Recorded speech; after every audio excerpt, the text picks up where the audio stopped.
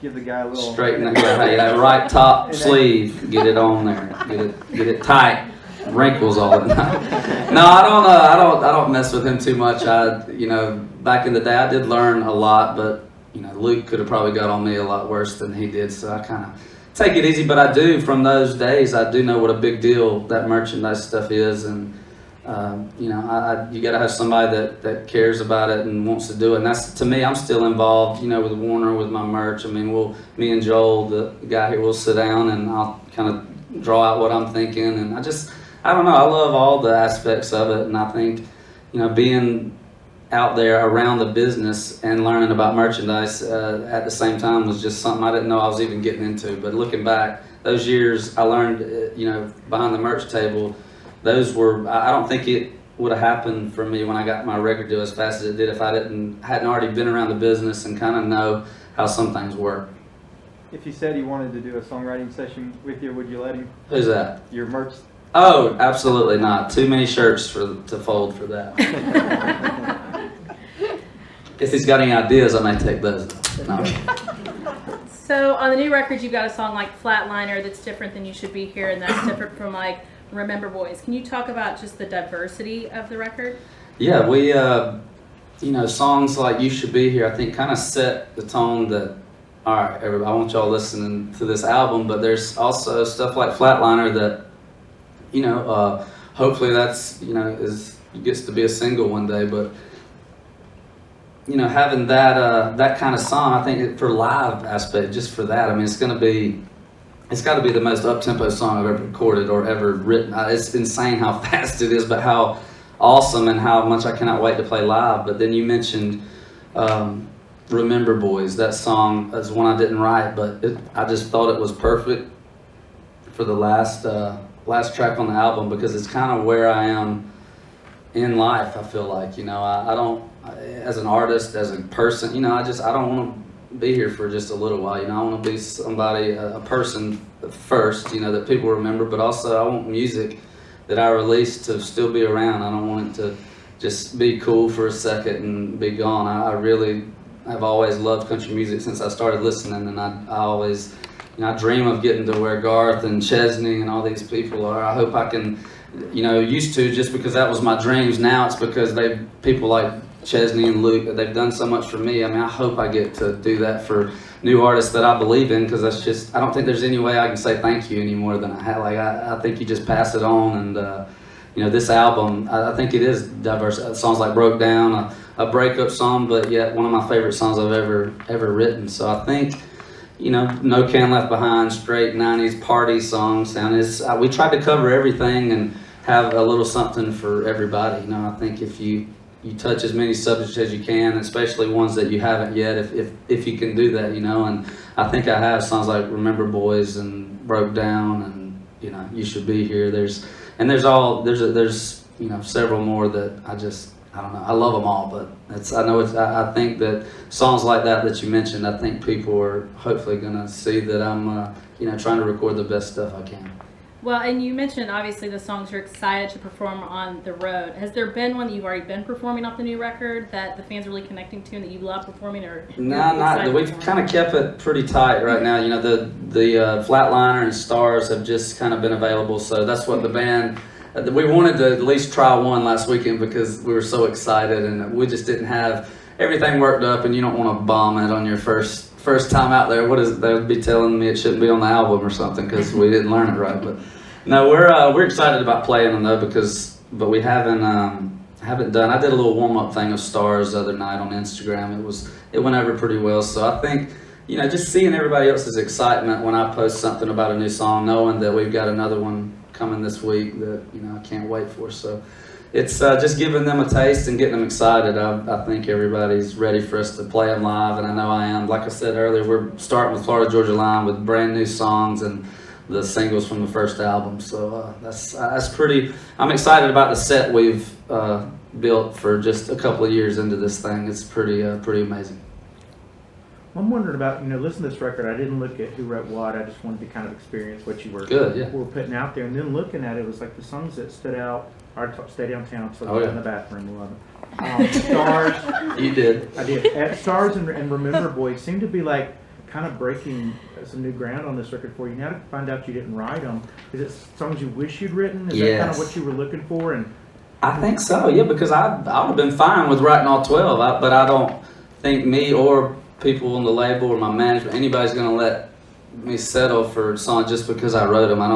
I mean, that is amazing. I think it's easier to tell your story when you're writing them, but man, there's just the best writers, country songwriters in the world are right here. Like, why would a lot of it, you just don't normally get lucky enough to get your hands on them, because songs, that's all it's about. It's about the song. I mean, you look at the people that are still around playing, they've recorded great songs whether they wrote them or not. And so I think me not being a singer and trying to be an entertainer first, I think that let me know that you got to have the songs to be able to do that, whether you are lucky enough to write them or not. So yeah, songs like Remember Boys and I mean Stay Downtown, just there's so many. There's a song called Home Game on there that I didn't write, but it sounds just, I happened to hear it back home and I was like, God, this makes me want to go back to high school, like right now, football, all the good old days. And it's just, I think this album is going to take people a lot of places that they miss or haven't been or whatever. I think it's very, I don't know, it's very me. And I think the sides that you get to see like that right there, if you don't think that's me, it's me. I didn't write it, but you have to feel comfortable, enough to sing them. And like Remember Boys, I keep going back to that because that's kind of where I am in my headspace right now. So like Stay Downtown's totally like Hope You Get Lonely Tonight, but it's growing up. Exactly. It's kind of like, all right, that's not going to work. We're just not meant for each other, and it's the guy, and that's the thing about it, it's like whiskey. I'm singing, a guy or a girl can go through it because it's, as long as it's whoever else is downtown you're missing or whatever, the person you always say yes to or always open the door for, and is finally saying, do that to somebody else, Stay Downtown Tonight. And I think us being in Nashville, knowing we got a downtown and all, just being around it, seeing the views, it just, I'm glad that you, my brother, several other people have mentioned that's their favorite song, so thanks. I'm glad that's another one that I got to record that, I didn't write, but it sounds like what I want to say. Yeah. You Should Be Here is very personal to you, and I'm just wondering, is there any fan story where somebody, it was very personal to them that kind of touched you?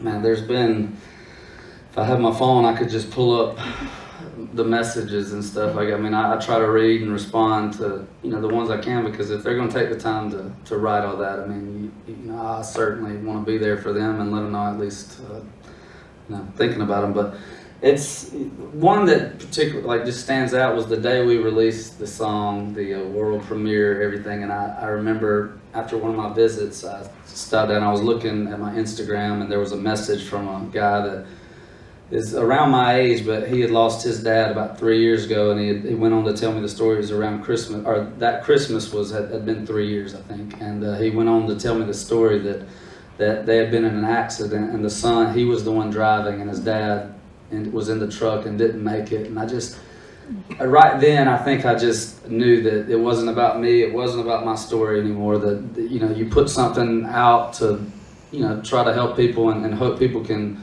it helps them get through a time, and then you get a story like that, and I realize just how lucky I am that that's not the situation I was in. I don't know, it made me, my heart broke for that guy, because I have enough regrets of wishing I'd have seen my dad more, called him more, but to be driving the vehicle, it just lets you know it can always be worse. We're all, no matter how bad it seems, we're all pretty fortunate that it could be worse. And there's just so many stories and like I mentioned earlier, the births of babies and getting married and real life stuff. Me being on a award show, winning New Art, that's dream stuff, I feel like. But real life moments of weddings and stuff that their family's missing, that's a whole different ballgame. So any stories about that, and then obviously that one I read the day it came out, it just kind of opened like, this is about to be serious. So it kind of prepared me, because there's a lot of stories, but I think just how people will come out of their way just to, I didn't want to bother you, but I just wanted to tell you about my story, this song, and that you never bother me. That just lets me know that hopefully I'm doing my job, because I think we do have a responsibility to, when you're getting to do what I'm doing, you better help folks if there's any way you can do it. So. And with that song, you know, so successful and everything like that. Is there any moment where you're like, you think of something else that inspires you about that song? You're like, I wish I could put that in there, but you can't. Oh man, that's a great point. Yes, I mean, there's, you know, so many things about my dad that are, you know, just that makes me think of that. But I wanted to write it to where hopefully everybody could relate to it. And it's funny, it seems like it'd been my mom, but I guess, I don't know, for some reason, my dad, I mean, anytime he'd come, he had, you know, videos of me singing or my songs on his phone, and he'd tell every stranger. I mean, you know, just, I don't know if you listen to country, but he would, you know, he was my biggest promoter, and I don't know, I mean, that's just, it's just crazy that I get to do this. And I don't know. It's, to me, you know, being able to open up too. I mean, that's, I want people to know that's me. I'm just a, you know, just a real guy. And yeah, I don't know did I kind of blanked out there. I was trying to think of moments, but kind of lost it. What words did I answer? What was the kind of, what was it? Sorry, just thinking. Hi. So there's a bunch of songs on your album, and do you have like any particular one that has a deeper meaning to you than your fans would like automatically assume? Let's see. I think you know, the song we've mentioned, "Remember Boys." I think, you know, I don't know that just recording a song and letting people hear it, I don't know that they necessarily know that, hey, that's where, it's kind of how he feels, that's kind of where he is in his life personally. And you know, it's just the lyrics, you have to listen to that song. But I remember a story when Kenny Chesney, I remember hearing him tell it on the radio years ago about that "Better as a Memory" song, how when he heard it, it was so like close to him, he almost didn't record, you know, songs that hit you, you're like, I don't know if I can even sing that. But to me, "Remember Boys" is, I was ready to say that, and like I said, it kind of fit personally in my life and, you know, my career. I want to be around for a long time and be one of those guys that you know, that girls can trust. So it's you got to listen to the song. It's a great song, and I think that the fans, that's a different side of me, I think, and it's just such a well written. I think that's kind of like a "You Should Be Here," like, all right, that's a next level type song, and I did not write it, but I did get to record it.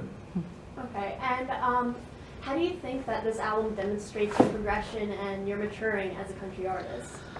Oh man, you can only hope that. I don't know, I guess that's in y'all's opinion, but I think just songs like that and having some success, you know, 4 number ones in a platinum album off your first, that does not happen. So I think that's the reason I was able to get some of these outside songs I didn't write. I think, you know, I was ready to start singing about, you know, the loss of my dad, about heartbreak, and songs like "Broke Down." I mean, geez, I mean, that is like, as a breakup song, you know, hearing a song having to pull over, that's the song kind of just, it puts you in a place. And I think, you know, those are the kind of songs that I love, and I can't wait for, I'm ready. Is it May 6th? Yeah, it feels like it's coming up, so I'm ready. Hey, Paul. Hey. This is just an observation, but it seems as every once in a while you keep turning around looking at your album cover.